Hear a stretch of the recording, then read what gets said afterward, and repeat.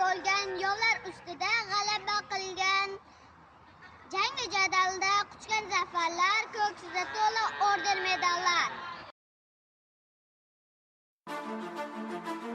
Xotira muqaddas, qadrlash savobdir.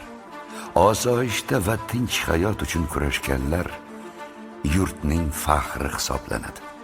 O'zbekistonday jannat makon yurt farovonligi uchun, hozirgi dorulamon kunlar uchun jon berganlar to abad qalbimizda bo'ladi. Tinchlik ko'z qorachig'imizday asraydigan ne'matimiz bo'lsin. Qadr shulkim, u yurtda Hazrati inson aziz, Hazrati inson uchun yaralgan imkon aziz. Inshaalloh hech kimdan kam bo'lmaydi bu millat, erk bayrog'in ko'targan